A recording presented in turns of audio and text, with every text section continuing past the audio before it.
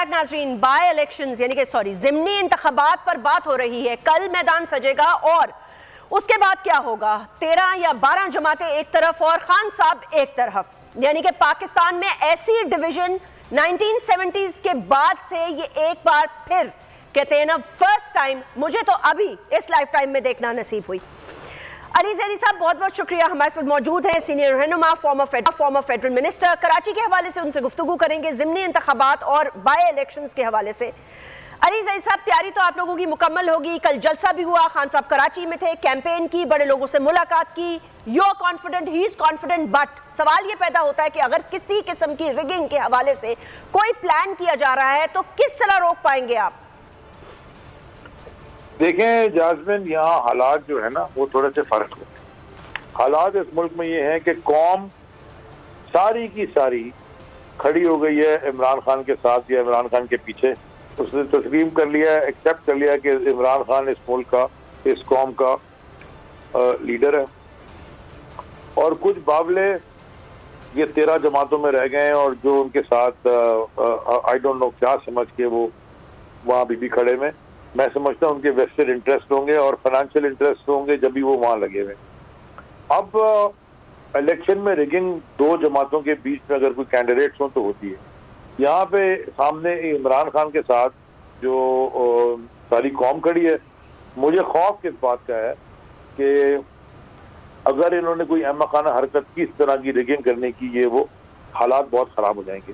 Because कौम माफ़ नहीं करेगी और ना कौम एक्सेप्ट करेगी, हल्के के वोटर एक्सेप्ट भी नहीं करेंगे कि कोई रिग करे election, because game he change हो गई है। आपने जलसा कराची का देखा, ये शाह फैसल कॉलोनी का जलसा था और बहुत बड़ा ग्राउंड है, आज तक किसी ने भी इस ग्राउंड में जलसा नहीं किया।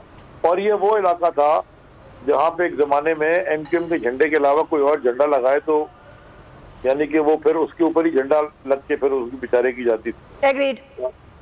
तो और आप विटनेस हैं कराची में, और जिस तरह लोग वहाँ निकले, लोगों की सोच, लोगों का जहन, लोगों का सारा का सारा ये जो माइंडसेट है ये बदल चुका है। लोगों को क्लियर समझ आ गई है कि हम 230 मिलियन लोग कब तक इन चोरों के पीछे हमें घुमा के और हमारी तबाही की जाएगी, हमारे प्रेजेंट की भी यानी कि हमारे हाल की भी और हमारे फ्यूचर की, हमारे बच्चों की फ्यूचर की भी। तो लोग अब वहाँ नहीं है खड़े, कोई मुझे नजर ही नहीं आता सिवाय कुछ अहमकों के जो अभी भी, या चोरों के जो अभी भी साथ लगे हुए, बिकॉज उन्होंने उनके कोई वेस्टेड इंटरेस्ट हो। तो कल का इलेक्शन जो है, तैयारी हमारी पूरी मुकम्मल है। हम इलेक्शन लड़ने की तैयारी करते हैं। इलेक्शन में पोलिंग एजेंट्स होते हैं, पोलिंग डे के कैंप्स होते हैं, इलेक्टोरल लिस्ट होती हैं, डिस्ट्रीब्यूशन ऑफ वोटर कार्ड होता है, कैंपेन होती है, सारी जो कर सकते थे हमने कर ली। बावजूद इसके कि ये हर एक महीने में या हर 2 हफ्ते में ये लेटर, बल्कि लेटर तो रोज ही लिख देंगे, इलेक्शन नहीं कराएंगे, नहीं करा सकते। और 1-2 दफा डिले भी करा दिए, बल्दियाती तो बहुत ही डिले करा दिए, क्योंकि ये खुद खौफजदा है कि इलेक्शन हार जाएंगे। तो ये इलेक्शन से ज्यादा कल एक रेफरेंडम है, जैसे खान साहब ने अपनी तकरीर में भी कहा, रेफरेंडम है कि आपने एज ए नेशन कौम को किधर खड़े होना है, या कौम इन्हीं ये तीर और शेर के निशानों में पागल बनती रहेगी, या बल्ला इंशाल्लाह चलेगा और गेम पाकिस्तान में बदलेगी। मेरी अपनी जो भी मेरी पॉलिटिकल एक्सपोजर रहा है, मैं स्टूडेंट रहा हूँ पॉलिटिक्स का, जो भी मैंने की है, मैं समझता हूँ कि इस वक्त मुल्क में है ही कोई नहीं इमरान खान के अलावा, इसलिए सारी जगह पे इमरान खान खुद खड़े हुए, तो वो रेफरेंडम में तब्दील होगी। अच्छा अली ज़ैदी साहब, कुछ लोगों की किस्मत वैसे भी खराब होती है अनफॉर्चुनेटली ना, तो ये मुझे ऐसे लगता है कि इनकी किस्मत खराब है। जब से ये आए हैं कोई ना कोई मसला लगा ही रहता है, कभी खुद मुल्क अल्लाह माफ करे डिफॉल्ट की तरफ जा रहा होता है, कभी IMF की मुसीबतें, उसके बाद सबसे बड़ा तूफान, सबसे बड़ा फ्लड भी इनके दौर में आ गया। अब कल इलेक्शन है, इलेक्शन से पहले जो बाइडेन ने जाके एक बयान दे दिया, वो बयान इनके गले पड़ गया। अब उसके ऊपर ये बयान देते हुए डर रहे हैं कि भाई दे या ना दें भी तो कैसे दें, शर्म से आंखें मिलाएं भी, झुकाएं भी, तो ये वो वाला हिसाब है। फिर उसके बाद तहरीक इंसाफ से बड़ा रिबटल आया, खान साहब ने उनके ट्विटर हैंडल को टैग करके बड़ी वाइब्रेंट और मैं कहूँगी बोल्ड ट्वीट्स की, तो इनको भी थोड़ा सा होश आया कि इन्होंने कहा जी फॉरेन ऑफिस में उनको बुला लेते हैं, ब्लूम को, एम्बेसडर को, डिमार्च करते हैं, वरना मुझे नहीं लगता ये कर सकते थे, किसी सेटिंग से की होगी। एक प्रेस कॉन्फ्रेंस हुई थी आज फॉरेन मिनिस्टर साहब की, मैं बड़ी डिसअपॉइंटेड थी बिकॉज आई थॉट के since he is been all over the world in this short period of time तो बड़ी टू द पॉइंट वो बात करेंगे और आंखों में आंखें डाल के करेंगे, लेकिन अनफॉर्चुनेटली वो थोड़ा काफी वेवर कर रहे थे to touch upon this point. मैंने उसकी प्रेस कॉन्फ्रेंस का जवाब दिया है, आपके चैनल ने कवर भी की थी, लेकिन आपने ये बात छेड़ दी है तो मैं आपको जरा, जो आपके ऑडियंस है पूरी, और आजकल माशाल्लाह आप नंबर 1 पे चल रहे हैं पाकिस्तान में, मैं आपकी ऑडियंस के लिए, ये जो आपके देखने वालों के लिए जरा क्लैरिटी दे दूं। देखें, अमेरिकन प्रेसिडेंट जो भी बात करता है ना वो मीनिंगफुल होती है। जरूरी नहीं है कि वो प्रेस कॉन्फ्रेंस में बात करे या कोई प्रेस रिलीज इशू करे या कोई कॉन्वर्सेशन हो चलते फिरते में लूज टॉक हो। ये वाली जो कॉन्वर्सेशन थी, ये जो गुफ्तगू उन्होंने फरमाई है प्रेसिडेंट जो बाइडेन साहब ने, वो नैन्सी पेलोसी जो उनकी स्पीकर है उसके घर पे एक फंड रेजर था डेमोक्रेटिक पार्टी का, जिसमें वो गए थे सदर साहब अमेरिका के, और वहां पे उन्होंने गुफ्तगू फरमाई। अच्छा, अमेरिका के अंदर ना हर 2 साल में इलेक्शन होता है, जो जैसे यहाँ की नेशनल असेंबली में 5 साल में होता है, वहां नेशनल असेंबली का इक्विवेलेंट है कांग्रेस, यूएस कांग्रेस कहलाती है, लोअर हाउस जिसे कहते हैं, उसका हर 2 साल में इलेक्शन होता है। तो जितने भी कांग्रेसमैन है, मेंबर्स ऑफ द हाउस, वो कॉन्स्टेंटली इलेक्शन कैंपेन में रहते हैं, तो वहां पे कॉन्स्टेंटली फंड रेजिंग और इस तरह की एक्टिविटी होती रहती है। बल्कि वहां का सेनेट का इलेक्शन भी डायरेक्ट इलेक्शन होता है, सेनेट को डायरेक्ट स्टेट के अंदर से वोट लेना पड़ता है और 6 साल के लिए सेनेटर इलेक्ट होता है। अच्छा जी, आप ये फंड रेजर में गए, जो गुफ्तगू उन्होंने वहां फरमाई वो verbatim as it is, dot to dot, नुक्ते बाय नुक्ता, व्हाइट हाउस की, उसकी ट्रांसक्रिप्ट व्हाइट हाउस की वेबसाइट के ऊपर मौजूद है। और उन्होंने जो पाकिस्तान के बारे में बात की, उन्होंने कहा, and what I think is may be one of the most dangerous Nations of the world, Pakistan, where nuclear weapons without any cohesion। अब ये बहुत ही एक डेंजरस माइंडसेट का, डिस्टॉर्टेड इंफॉर्मेशन माइंडसेट का ये स्टेटमेंट है। मैंने उनको टैग करके, क्योंकि आपको पता है मैंने इस प्रेस कॉन्फ्रेंस 2 वजूहात से की। एक वजह ये थी कि बिलावल शहबाज शरीफ के वजीर खारजा और पाकिस्तान पीपल्स पार्टी के चेयरमैन, जरा गौर से सुने मैं आपसे क्या कह रहा हूँ, शहबाज शरीफ के वजीर खारजा है बिलावल जरदारी, जो कि पाकिस्तान पीपल्स पार्टी का चेयरमैन भी है। तो उनके प्रेस कॉन्फ्रेंस मैंने सुनी, पहले मुझे बड़ा अफसोस हुआ। मैंने भी एक, और जो बाइडेन साहब से मैं 2006-7 में या थोड़े से 8 में मेरी कोई इंटरेक्शन भी हुई थी कि मैं अमेरिका में था, तो मैं उनसे, I met him couple half a dozen time.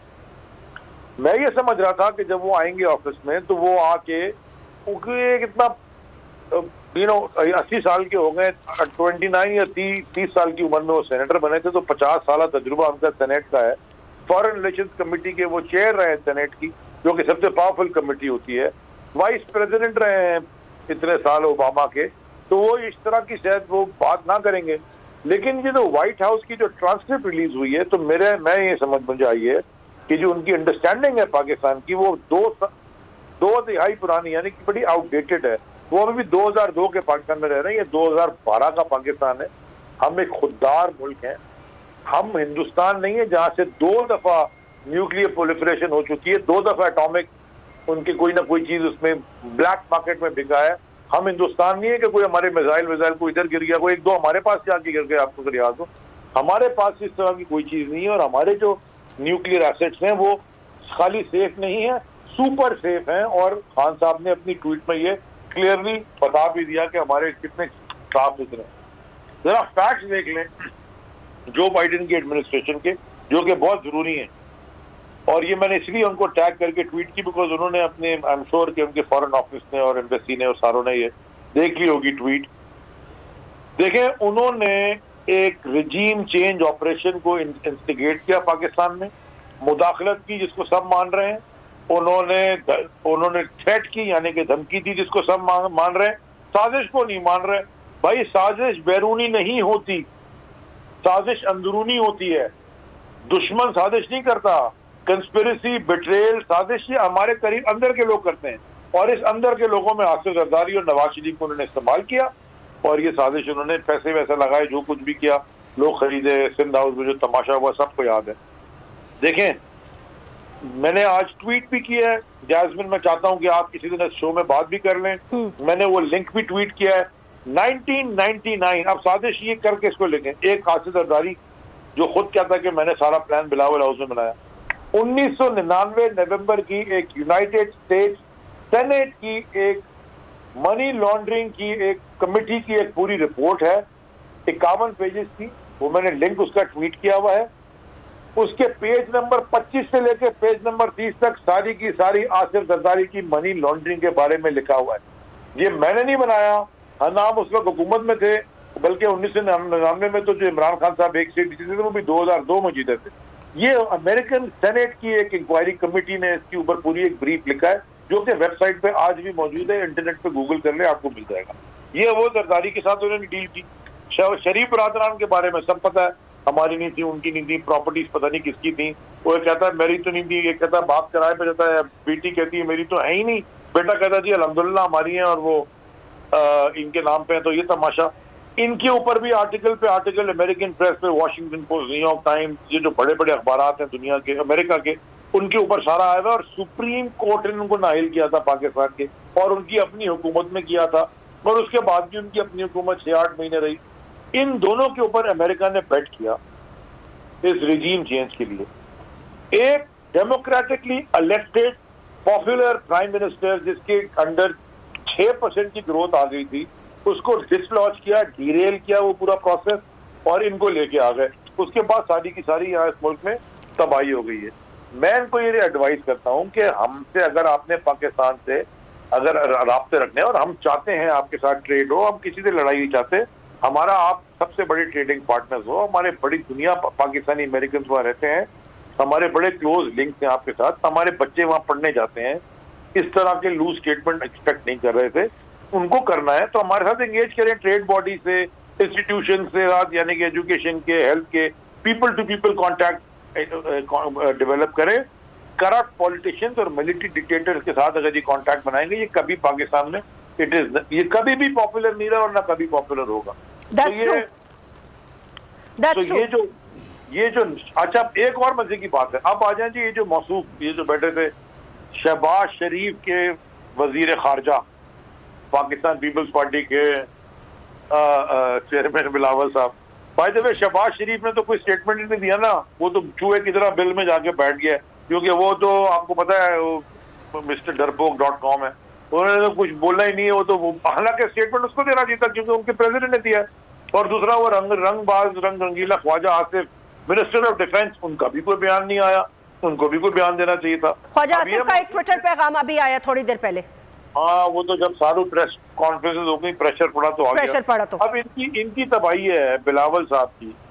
ये तो मौसूफ लग रहा था कि जो बाइडेन की फेवर में बात कर रहे हैं, हमारे पाकिस्तान 6 महीने से 5 महीने ये बाहर रहे, उन 5 महीनों में 1 महीना ये अमेरिका में गुजारे।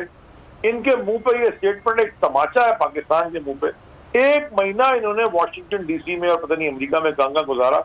ये फॉरेन पॉलिसी इनकी है कि अमेरिकन प्रेसिडेंट कहता है कि जी वो सबसे डेंजरस कंट्री है पाकिस्तान में। मुझे लगता है अमेरिकन इनके ऊपर भी भरोसा नहीं करते, और वो अमेरिकन को भी रीथिंक करना पड़ रहा है कि हम किन के साथ फंस गए, शायद वो भूल गए थे। तो अमेरिकन भी रीथिंक कर रहे हैं, देयरफॉर इतना खतरनाक उन्होंने अमेरिका उन्होंने इसके ऊपर स्टेटमेंट दिया है। ये तो IMF की शराइत पूरी करने के लिए मुल्क का बेड़ा गर्क उन्होंने कर दिया है और नेशनल सिक्योरिटी हमारे दाव पे लगा दी है। अली, बहुत बहुत शुक्रिया हमसे बात करने का। अली जैदी से रहे थे, उन्होंने अपना मौक़िफ़ भी बताया और उसके साथ साथ उन्होंने ये भी बताया कि फॉरेन मिनिस्टर बिलावल साहब जो हैं उनके 1 महीने के विजिट के बाद भी अनफॉर्चुनेटली इस तरह का स्टेटमेंट जो है इट इज़ वेरी डैमेजिंग।